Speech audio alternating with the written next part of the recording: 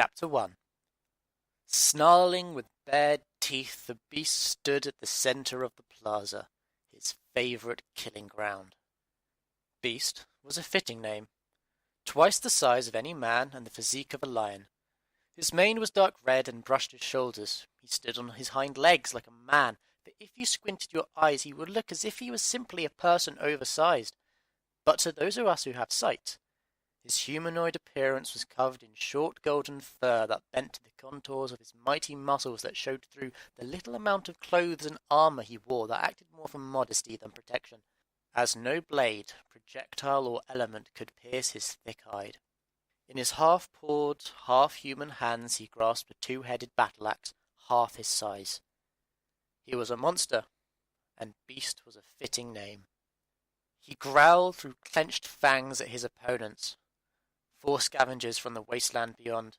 They wore brown cloth rags and capes intended to protect themselves from the elements, but their most prominent feature was their rusted metal, for they had implants that made them machine-men hybrids.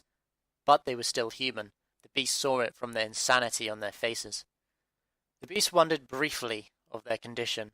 Were they yet another group of travellers driven insane by the dried ocean, or was a lifetime of picking scraps on the ruins of civilization enough to drive the weak-willed insane? But the beast stopped wondering, for this was his day's highlight. A fight.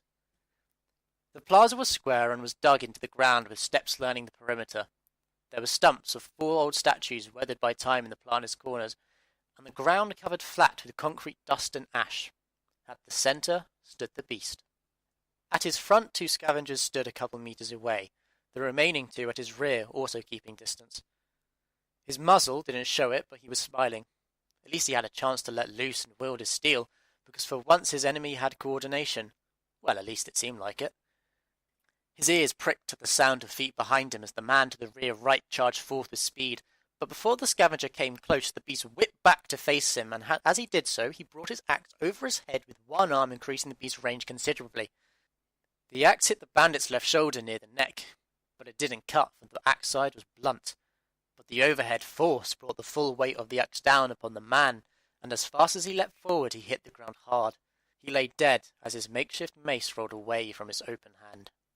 The beast had no time to make note of the axe's bluntness, as he quickly turned to face his front again, bringing his axe around with 2 hands this time from down low from the right to his upper left. The scavenger from the front left, who had took his comrade's distraction as an opportunity to charge, had the other axe blade that wasn't blunt cut through his arm, severing it from his shoulder, and the blade continued through bone to wedge itself halfway through his chest, but the raw power of the beast's swing lifted the man to his feet, flinging him up into the air many meters away. As the axe reached the height of its swing, it came dislodged from the corpse as it began its flight to rain red upon the grey ash. The beast turned to his left to face the 3rd man, and took a step forward, indicating that it was this man's turn to fight. He wielded in 2 synthetic arms a metal pole intended to be used as a spear. He took a few steps forward and lunged with the spear, aimed for the beast's head. The beast grabbed the spear with his left hand and re-aimed it away from his head, and in the same movement, he yanked the spear towards him over his shoulder, bringing the man closer. The beast raised his right leg and kicked the man with the flat of his foot. The man was short, the beast was tall, so the kick landed on both head and neck, killing the man instantly. And even if he had survived, he flew back with a similar force to the prior scavenger, and his skull smashed against the concrete-tiled ground, spilling both brain and implants. The beast turned sharply once more to face the last bandit. The scavenger wielded a rifle. Very old, very rusty. The beast smirked, but his cat mouth didn't show it. The beast walked at his own pace towards the scavenger, and as he did so, he thought briefly of how such an artifact survived its form all these years, but his attention was quickly taken by the scavenger holding the pre-event weapon. The man's face was fully organic, except for a metal plate that covered one cheek. His mouth was smiling, wide and open, but his eyes were looking straight ahead. The beast stopped and stood 1.5 meters in front of the man. He wasn't threatened by him. The beast looked down to the man's trigger finger. It was pulling the trigger over and over, causing the gun to click and click, but nothing came out. The gun was solid from age. But the man still looked forward, through the beast. The beast turned his head to see what exactly he was looking at. It was clear after a few seconds that the man was looking at where the beast was at the fight's start, but the man's brain had fried. either from bad implants damaging his nerves or the wasteland winds dulling his senses and thus his head, or perhaps a combination of the two. Bad timing for him. The beast let out a low growl and with 2 hands effortlessly lifted his axe above his head, and as quickly as he raised it, he brought it down, and the last scavenger fell. The beast took half a step back to take in the new situation. He wasn't panting, out of breath. Through the skirmish he had never had to catch his breath once. With his free left hand he tensed it, intending to crack the muscles. No sound came from it. He swapped his axe from his right hand to his left. He tensed his right hand again. No crack. His muscles on his finger alone were larger than the hands of his defeated opponents, but like him they weren't tired. It took no effort to win his last fight, and his opponents couldn't have harmed him anyway. Inside he sighed, but on the outside only a slight breath came out. He turned to the left and began the journey home. The beast walked in a slow pace through the city's ruins. The city was coastal. Well, used to be, since the oceans dried up, leaving nothing but burnt sand, glass and gravel. The sea that the city lay next to was called the Dry Winds, for it had no water, yet it kept its light breeze that numbed the body by being persistent enough to eventually lead the mind to becoming numb. Also, it was the wind that drove many who tried to cross the dry waters insane. This wind, however, could not numb the city, for it could not penetrate the bulwark of buildings bordering the beaches. The city was densely packed with apartments, offices and shops crammed together in multiple-story buildings with few gaps between. This compact urban sprawl would have reached all horizons if the builders from ages past had the ability to build on water.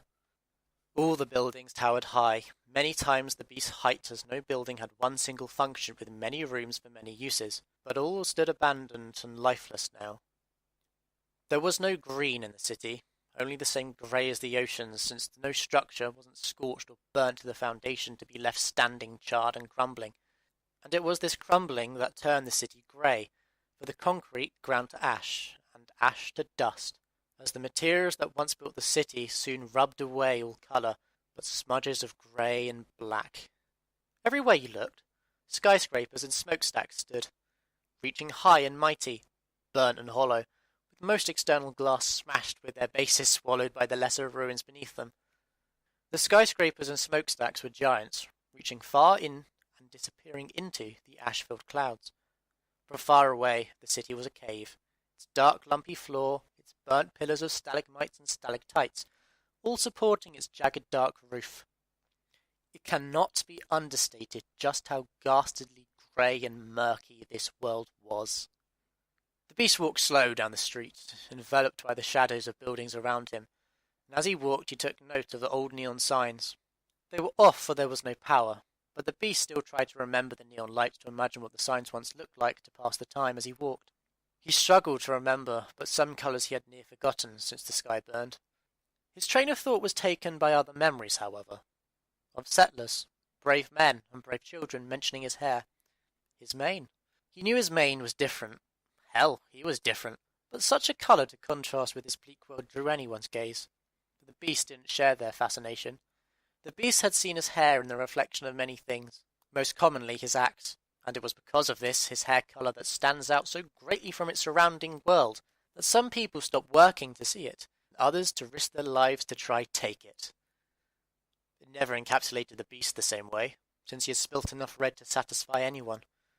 The beast walked a long way through the city. He didn't know how long he had been walking, and he had no way to judge time, since the clouds blocked all progression the sun made.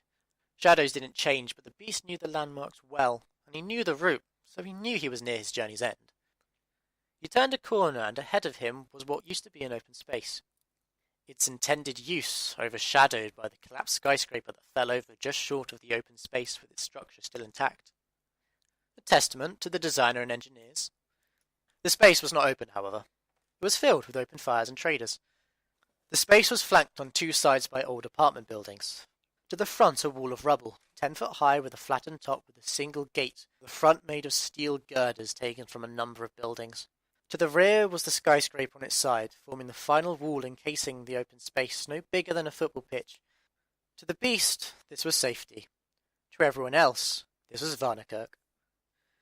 Varnakirk was a trader town, formed from the survivors of the city, and grew as a trade hub in the New World due to its safety and positioning that bordered the dry sea and the North Basin. Vonnekerk's population surprisingly numbered a couple hundred.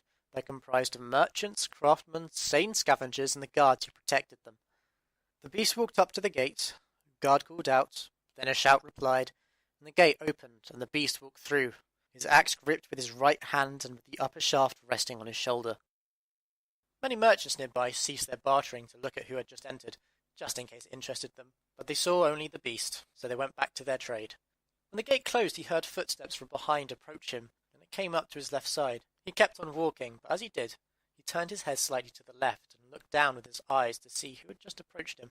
It was a guard, wearing the uniform of synthetic leather armor with small plates of metal bolted on to increase protection. All dyed dark brown to meld into the environment, but to also allow allies to distinguish them from everything else around. The guard walking alongside was the gatekeeper, and he was the one who had called out to have the gate open for the beast.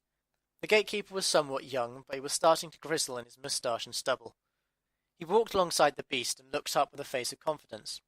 The beast wanted to ask why the gatekeeper followed, but said nothing, as he knew that anything said would sound passive-aggressive, and the beast didn't want to deal with any situation now or later. The beast weaved somewhat between the merchants and craftsmen, buying their needs, but none of them could miss the beast's giant frame, and they parted each other to let the beast through. The beast walked along the main pathway that cut through all the stalls and led straight from the gate to the skyscraper, and as he did so, the merchants ushered the gatekeeper more than the beast to buy their goods.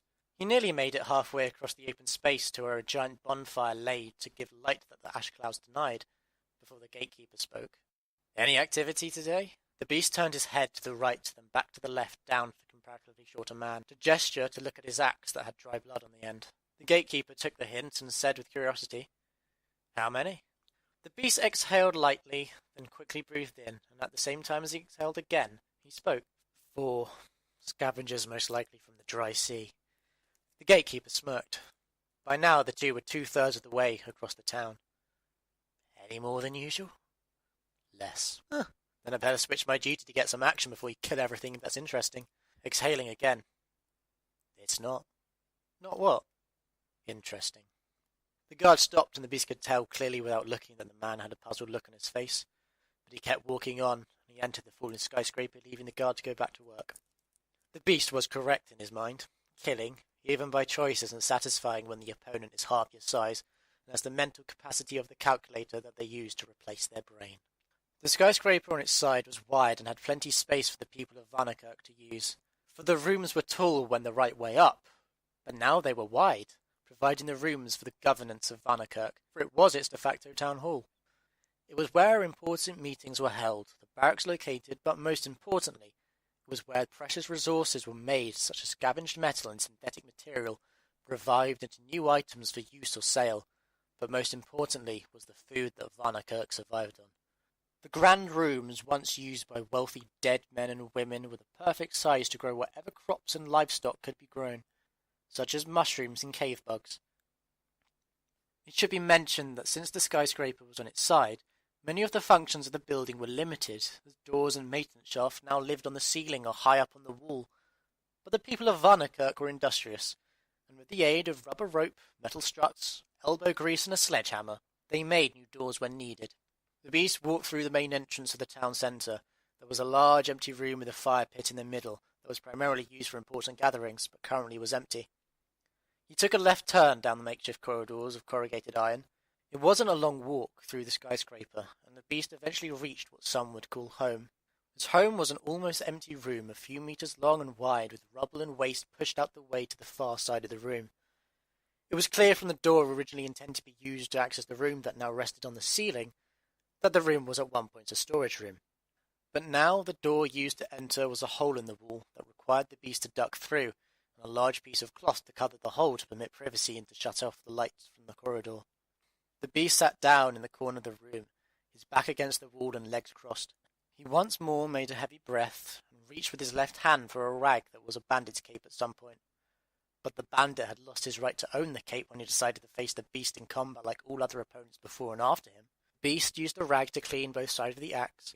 Then he reached for a large stone that the beast had made sure was natural and wasn't just another lump of concrete displaced from any number of buildings, and the beast began to sharpen the blunt axe head.